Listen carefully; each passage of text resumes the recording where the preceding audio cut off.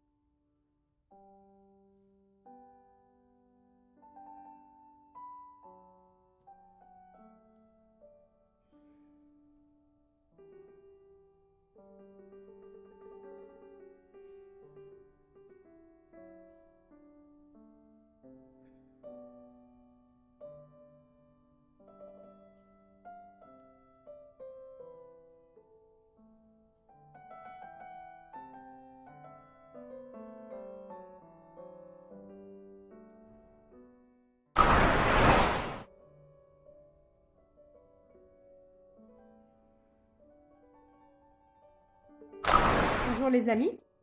Aujourd'hui, nous allons parler des multiples. Alors à nouveau, tu vas voir qu'en réalité, ce n'est qu'un mot de vocabulaire supplémentaire, car en fait, tu sais déjà ce que c'est.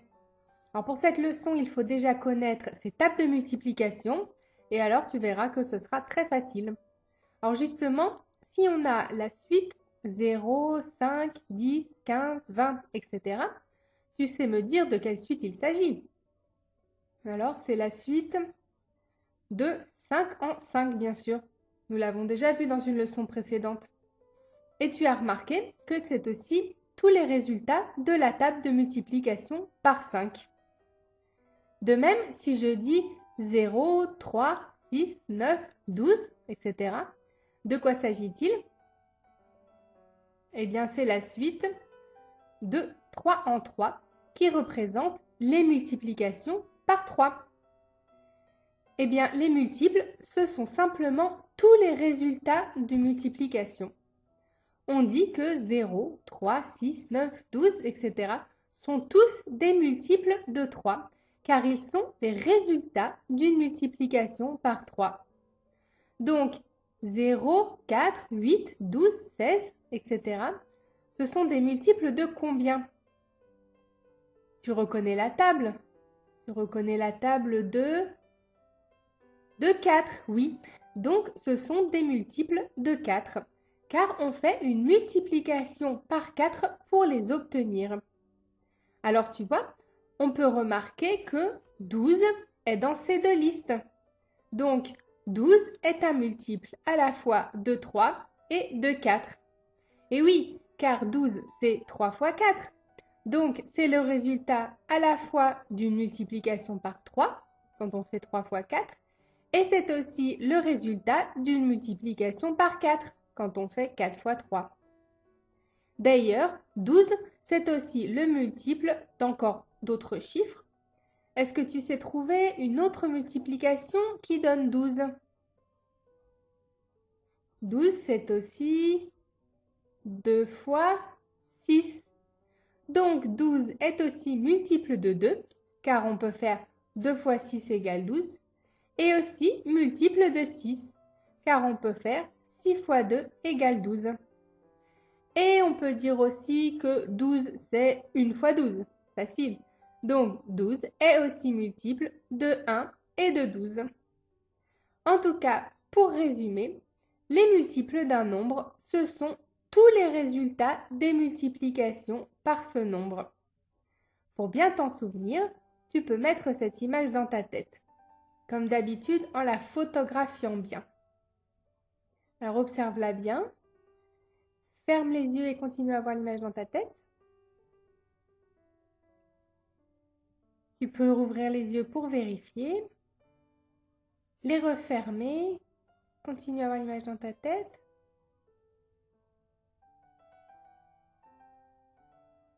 Vérifier et refermer les yeux autant de fois que tu le souhaites jusqu'à ce que l'image soit claire dans ta tête.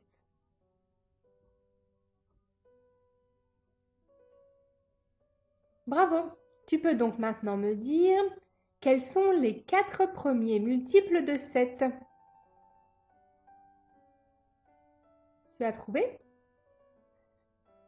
Donc, pour trouver des multiples de 7, il suffit de multiplier 7 par 0, 1, 2, etc.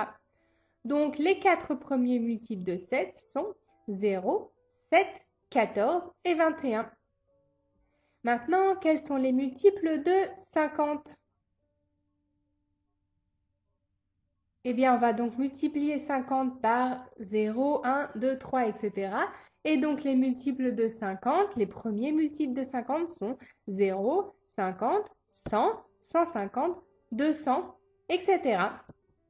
Donc, tu vois, comme il s'agit des multiplications, on remarque la même chose que lorsque nous avons appris les tables. Comment s'appellent, par exemple, les multiples de 2? Tu sais que 0, 2, 4, 6, etc., ce sont des nombres qu'on appelle les nombres pairs, oui. Donc, tu sais que tous les nombres pairs, 264, 6802, etc., ce sont tous des multiples de 2, car on peut multiplier un nombre par 2 pour les trouver. De même, tu as déjà remarqué que tous les nombres que l'on multiplie par 5 se terminent pareil.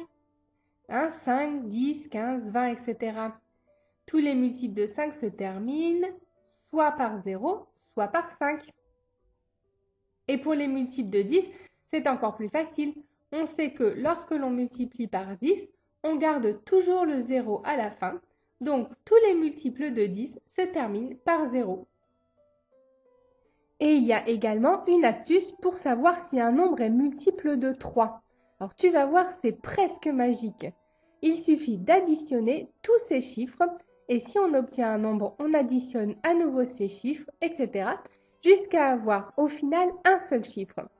Si ce chiffre en résultat est égal à 3, 6 ou 9, c'est-à-dire que c'est aussi un multiple de 3, alors le nombre de départ est bien un multiple de 3.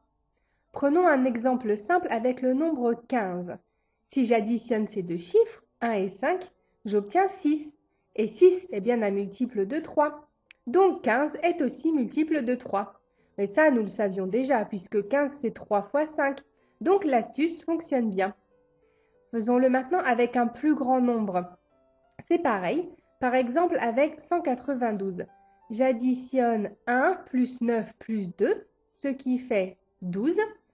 Et comme 12, c'est encore un nombre à plusieurs chiffres, je recommence. J'additionne ces chiffres, donc 1 plus 2 égale 3. Et je reconnais que 3 est multiple de 3, bien sûr. Donc mon nombre de départ, 192, est bien multiple de 3. Magique, non? C'est vrai que c'est une astuce bizarre, mais tu pourras comprendre pourquoi ça marche dans une autre leçon une prochaine année. Voilà, souviens-toi bien. Un multiple, c'est le résultat d'une multiplication.